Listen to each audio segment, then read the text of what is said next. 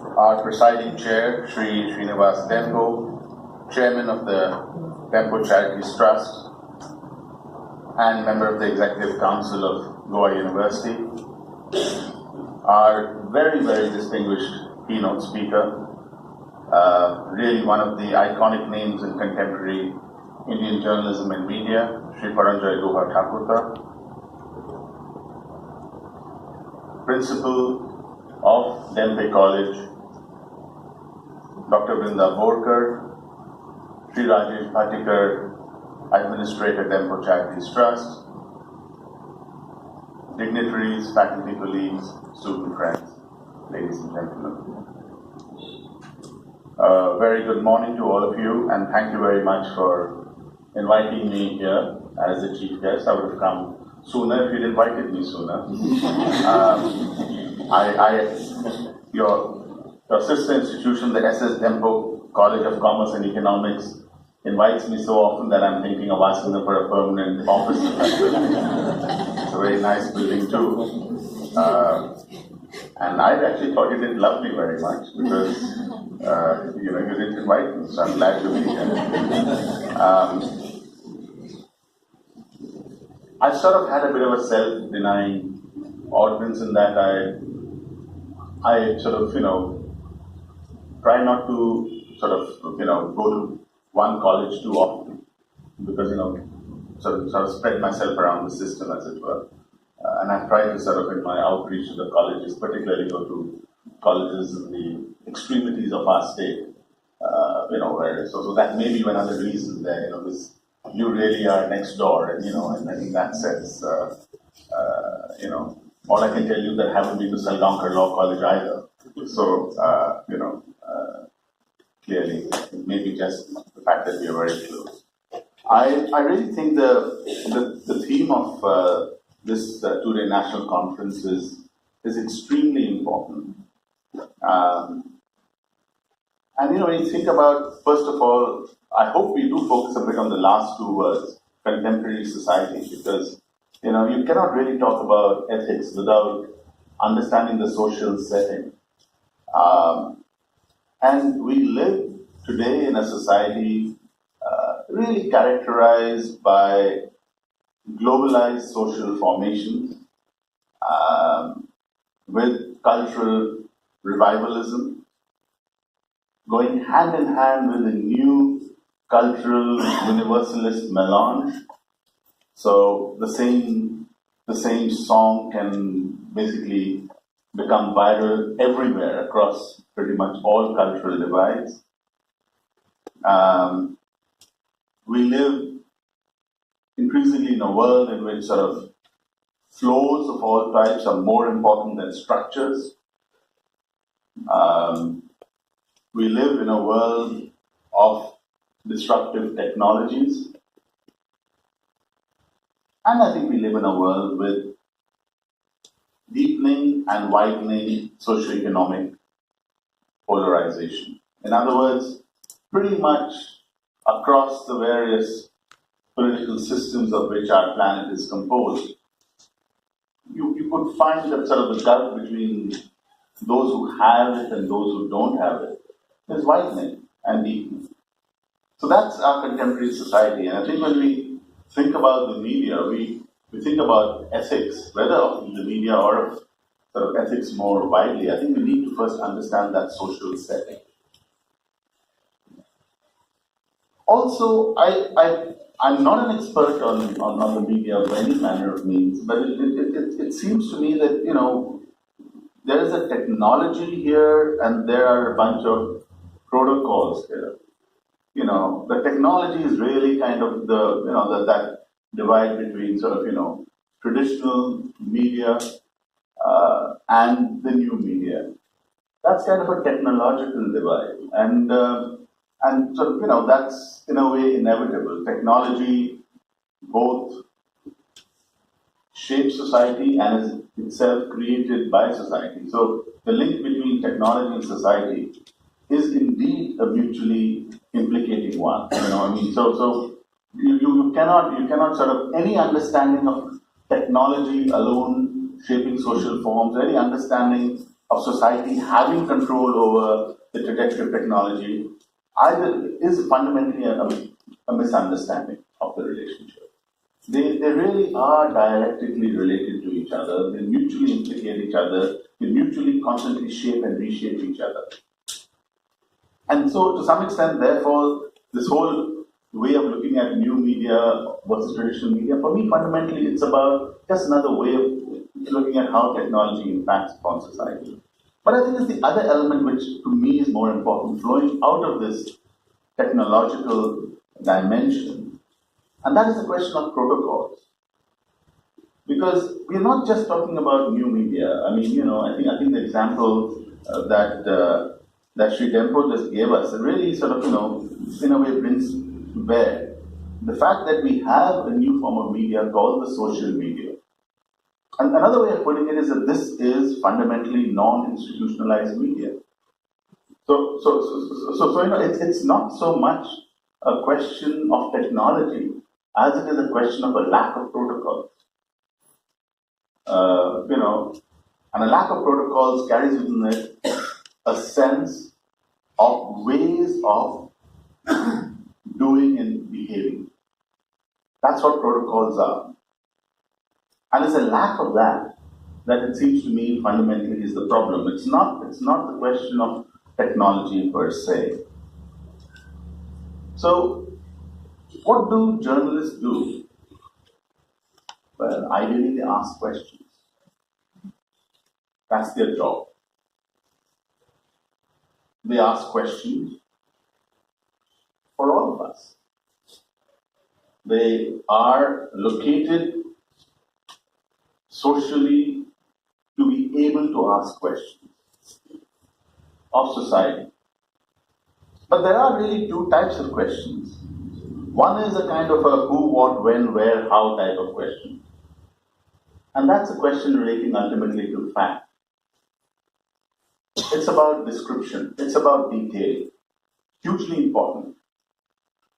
But there is another very important question, and that question is why. And a why question is always about interpreting. It's about interpretation. There is nothing factual there. My answer to a why question will necessarily be different from your answer to a why question. So answers to why questions are always sort of contending with each other. And the media obviously have a role in both. I mean, they've got to sort of ask these questions that would elicit detailed, descriptive answers, because very often they are concealed from us. But they also need to go and ask the why question. And it seems to me increasingly, as somebody who consumes the media, that is where, again, there's a huge problem. We are seeing we're not seeing the right type of why questions. We are not seeing the attempts to answer them being particularly convincing either. So, we are then in the realm, it seems to me, where we have several imperatives that seem to be clashing. We have, of course, the imperative of the public interest, which ultimately surely must be the core driver of the institution we call the media. But it clashes. It clashes, for instance, with the imperatives of privacy. But also, I would suggest, it clashes often with the imperative of the commercial interest. So it's not always very clear, it seems to me. And I would really wish to be enlightened on this and other topics when our keynote speaker, Sri Paranda Guha Thakurta, addresses us. But it seems to me that fundamentally there are core clashes here of contending interests. And it's not always certain whose interests the media are serving. Are they truly serving the public interest, or are they ultimately serving the commercial interest? And by the way, when I talk about commercial, I'm not just talking about rich, owners of newspapers and television channels. I'm also talking about institutions like the Samiksha Trust. I'm sorry to put this in as blunt a manner as this.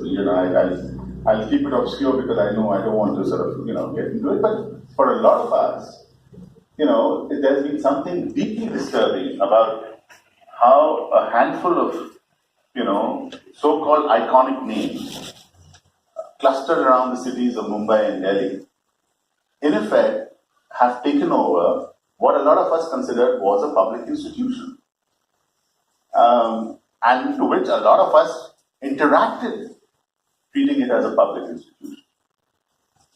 So it need not. So when I'm talking about interest, I'm talking about management interest. It doesn't always have to be seen purely in terms of money, but it's also fundamentally a question of exercising control.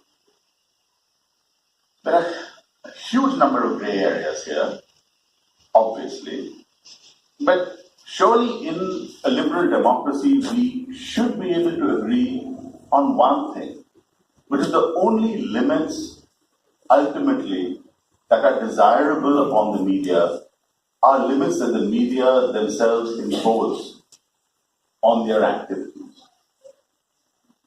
It has to be endogenous limits. And the moment you sort of start thinking about limits being imposed from the outside, we are fundamentally challenging the tenets and indeed the ethics of liberal democracy itself.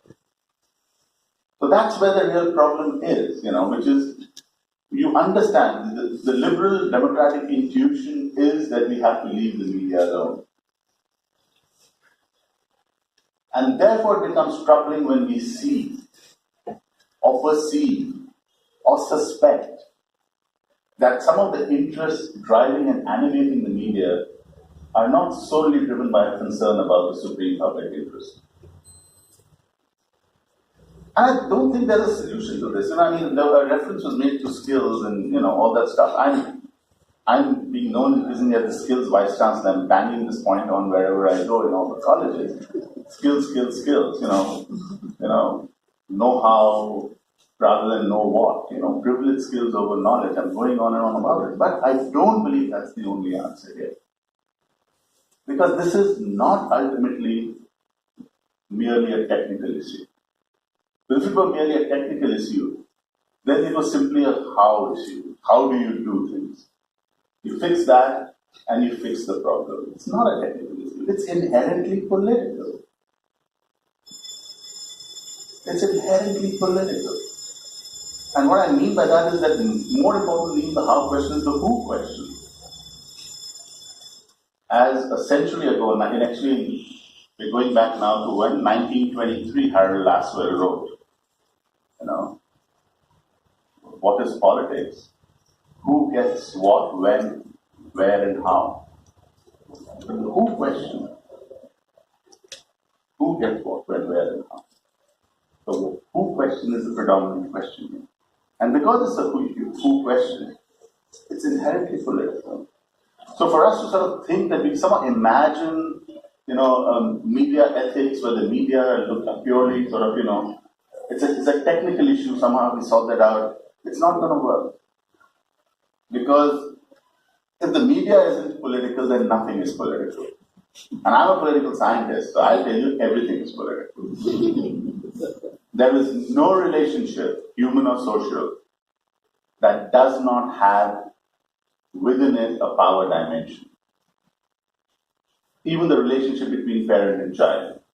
Especially the relationship between parent and child. Okay? So, precisely. So once you recognize that, we got to embrace politics as being part and parcel of being human, part and parcel of being social. And then ask a different type of question, which is, what type of politics? Let's not pretend that anything can be apolitical, because it cannot. And then let's start asking the question, what type of politics? And I think if we approach this whole question of media ethics by understanding that we're in the realm of the political, and therefore in the realm, among other things, the political philosophy, I think this conference would have really broken new ground. But even if you don't, congratulations for setting it up. And congratulations, and we want these conferences to be held, and we are really delighted that a historic institution like this college the core of this university is taking the initiative to organize all these national and state level conferences. I'm sure with Principal Borger, at the helm, international conferences such as the one she has just come back from attending will surely in the future also be hosted by this college. And when that happens, we in Goa University will be very happy to partner with you in that. Thanks a lot, Jai Hind.